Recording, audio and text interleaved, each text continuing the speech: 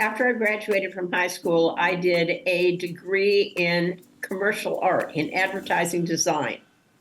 And after that, I worked in a greeting card company for 3 years and doing color separations for greeting cards.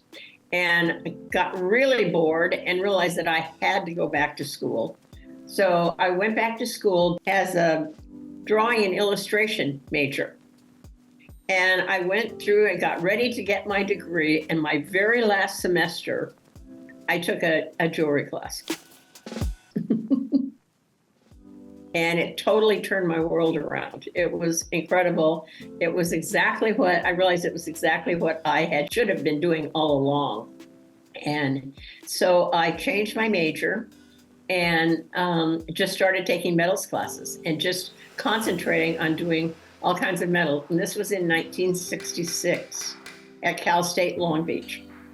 Then decided to, go ahead and get the master's degree. And when I was having my first master's show at Cal State Long Beach, Lee Nordness came to the show because he was looking for work for Objects USA.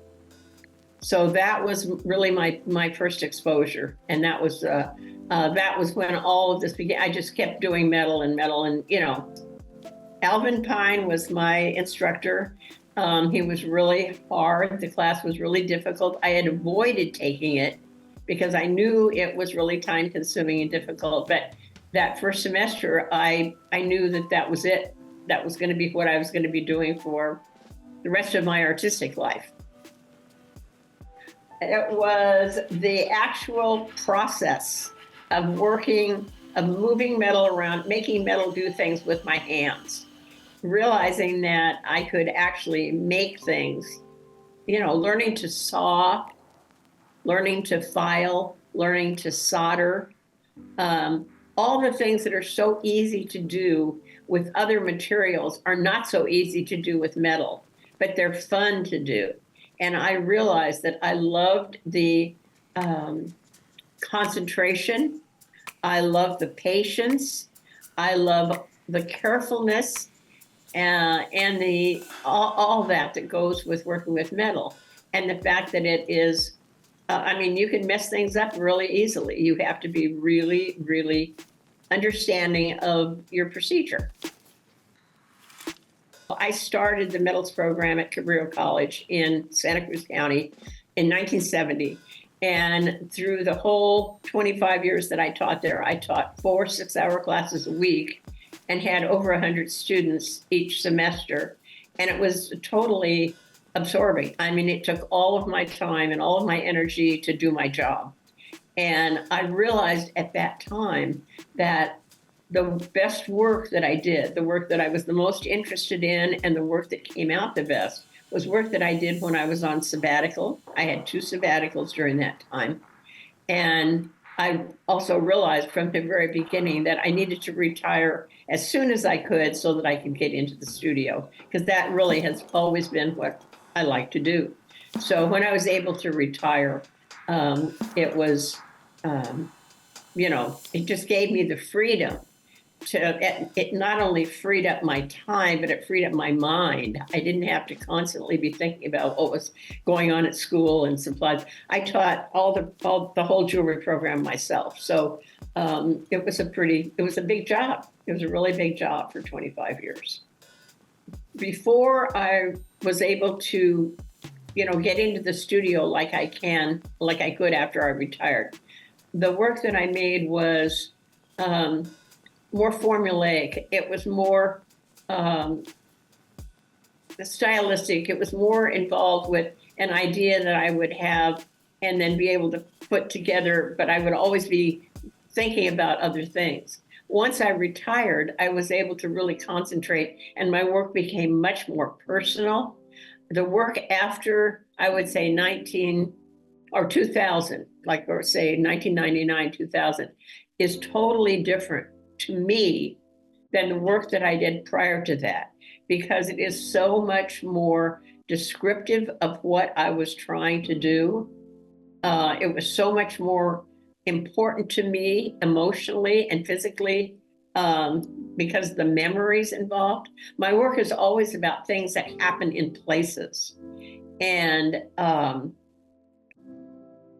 I use places as metaphors and things that are in places as metaphors. And once I was able to really get into that, after I retired, it made a huge difference. I can remember a moment when I probably 5 or 6 years after I had started working with metal, when I realized that I could make almost anything that I envisioned out of metal. And that was really a big thing for me. It's like, because I always envision the pieces that I make before I make them. And then I try to figure out how I'm going to do it, what kind of process I'm going to use, how it's going to go together. And when I realized that I could make pretty much anything I wanted to make, that was really a big breakthrough. One piece that is really important is called Cape Cod Remembered. And it is a piece that I made in, I believe, 2000. And it was remembering a time that my husband and I owned a house on Cape Cod. And we were divorced. And so I was remembering a lot of the things about being on Cape Cod that I wasn't sure I was going to be able to experience anymore. And so I did a piece, and it was the first time that I had actually taken materials from that place, shells and rocks from that place, from Cape Cod, and incorporated them. And I remember I was building the piece and I was incorporating these things in it. And I realized that I needed some graphic detail. And so that was the first time that I did a drawing and put it underneath a watch crystal and framed it with silver and used it on that piece. And that piece is a piece that Susan Cummins bought. And it is now in the collection of the Smithsonian. But it will always be a really important piece to me because of the memories of Cape Cod, and also because of the fact that I started collecting things, and I also started doing using graphic images on my pieces. You know, I don't even think about it necessarily when I'm traveling, but I do realize that I really, really look at things. I mean, I see things just even walking around the neighborhood and my friends don't see. I'll say, did you see that? Oh no, I never noticed that, you know, that kind of thing. And I do that when I travel. And then I guess they all pile up in my head. And then when I get home, they sort of start pouring out in these you know, almost ready-made pieces. So I'll wake up in the morning and I will have an image in my head of what I want to make. And it may get changed, it may get moved around, but I don't sit there and draw and then redraw and draw and redraw and try to figure out. They usually come sort of that way. I don't usually draw them. I mean, I do draw them after I figured out what I want to make. I imagine the piece, right? The COVID beach pieces.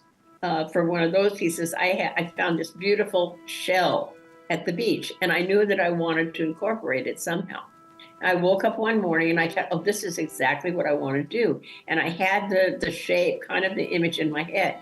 So I went to my studio and I kind of drew the outside shape, but I basically knew what this piece was going to look like.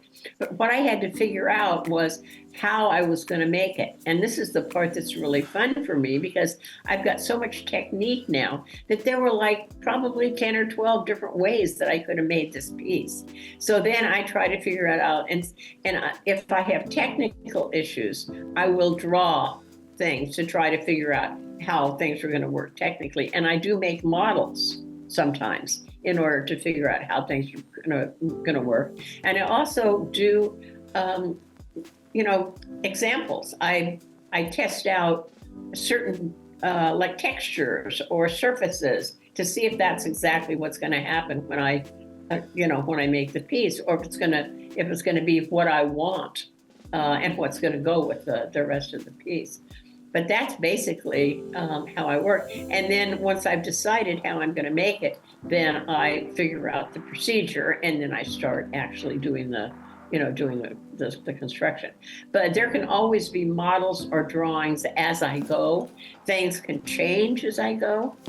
Everything doesn't turn out exactly the way that I imagined it, but it's amazing how close to what I envisioned the pieces often end up being, particularly in the last maybe 10 years or so. And right now, what I am doing is drawing. I am walking around my neighborhood. All my work always has to do with places and where I am. And I'm walking around my neighborhood and I'm looking up into the winter trees, the trees that have no leaves on them in my neighborhood. And I'm also looking at the clouds moving across the sky, which have been pretty amazing for the last while. And I am drawing with charcoal pencil. I'm doing small drawings of what I see when I look up into the trees and the sky behind them.